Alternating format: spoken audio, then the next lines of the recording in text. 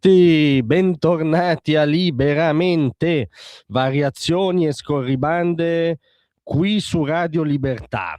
Allora, cronaca recentissima, sono uscite le agenzie mentre stavamo per entrare in radio. Donald Trump ha annunciato l'accordo per porre fine alla guerra contro l'Iran. Voi direte, vabbè, di annunci ne abbiamo già viste in queste settimane, non sempre ne è seguita, diciamo, una realtà concreta. Vero, questo fa parte anche degli stop and go, a volte spaesanti obiettivamente, che fanno parte del modo in cui Trump persegue il deal, anche nella sua diciamo avventura imprenditoriale pre-politica. Questa volta ci sono delle differenze però annunciate in gran parte dallo stesso Trump, tra l'altro anche in una conversazione telefonica con un corrispondente di La 7 pochissimi minuti fa. Anzitutto Trump ha detto una cosa che comunque rimane vera per proprio evidenza fattuale, cioè il G7 e l'Europa sono stati irrilevanti. Abbiamo vinto da soli la guerra, dice lui. Questa seconda parte andrà verificata. La prima, come dire, è costantemente verificata dall'attualità. L'Europa, nella sua articolazione poi delle istituzioni europee, è stata ultra irrilevante. Figuratevi, è irrilevante rispetto alla guerra che ha, ahimè, diciamo, all'interno del continente, quella in Ucraina. Figuratevi in questo caso, è stata irrilevante, ha fatto retorica pacifinta, diciamo casuale, che non corrisponde alla ricerca effettiva della pace, se non a volte addirittura è sembrata preferire all'alleato americano e all'unica democrazia del Medio Oriente il regime teocratico e totalitario degli Ayatollah. Questo è stato il grande ruolo dell'Europa, quindi su questo Trump ha obiettivamente ragione. C'è poi il secondo elemento, che sarebbe quello che giustifica il salto di qualità annunciato da Trump, e cioè il fatto che l'Iran avrebbe accettato di rinunciare al perseguimento dell'arma nucleare, che, dice giustamente Trump, era il 95% della questione, perché poi è quello il discrimine vero, lo spartiacque che veramente apre due mondi diversi. Cioè c'è un mondo in cui gli Ayatollah hanno l'atomica, ed è un mondo dove il rischio è quotidiano, e un mondo dove non ce l'hanno. Secondo Trump, questo che era il punto in ottica americana dirimente della trattativa, sarebbe stato sciolto. Il fatto che comunque ci sia un salto di qualità lo dimostra la notizia data da Axios, che è sempre un'ottima fonte, secondo cui 4 aerei americani si starebbero dirigendo in Europa per preparare la cerimonia della firma, addirittura, che dovrebbe avvenire a Ginevra.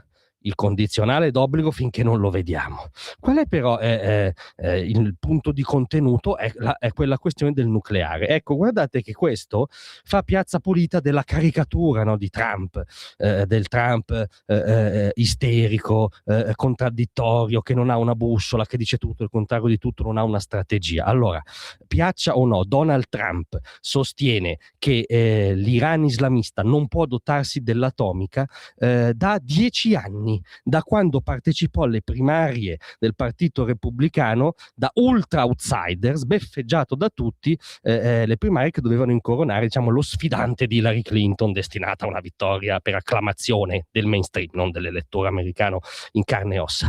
Già lì Trump aveva questa posizione che non ha mai cambiato. Se c'è un tema su cui non ha mai cambiato posizione Donald Trump, è il fatto che dal suo punto di vista è interesse dell'America, aggiungiamo noi del mondo libero, che l'Iran, totalitario, teocratico, esportatore di terrorismo, non si doti dell'arma nucleare.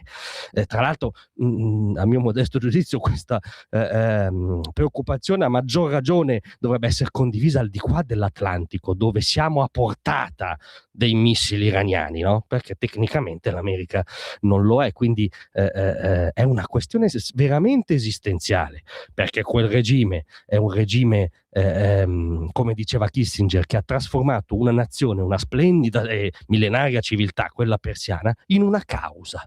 La causa della rivoluzione islamista, la causa per cui, come diceva l'Ayatollah Khomeini, si governa in nome di Dio, cioè in nome di Allah, e si vuole esportare quella rivoluzione nel mondo. Un regime siffatto in possesso dell'arma nucleare sfugge al meccanismo della deterrenza perché persegue l'apocalisse. Questa è sempre stata la posizione di Trump. Se effettivamente ci sarà un accordo che effettivamente implicherà l'abdicazione alle ambizioni nucleari, quello che è uno dei regimi più pericolosi sulla faccia della terra, sarà obiettivamente una buona notizia e obiettivamente una svolta storica.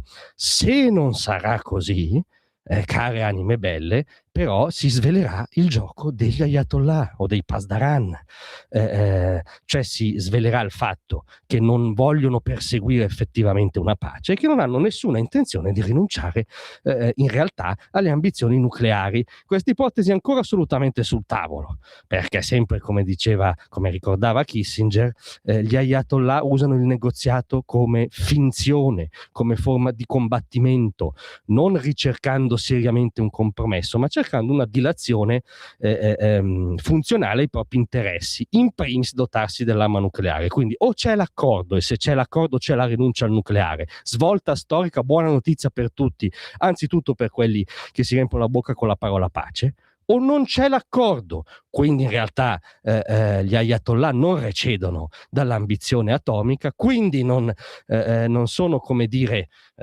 quel regime innocuo che ci ha spacciato la pubblicistica mainstream, ma sono un regime pericoloso che vuole il nucleare perché ha quelle ambizioni e continuerà a nutrire il terrorismo, e quindi l'accordo non è possibile. Delle due l'una.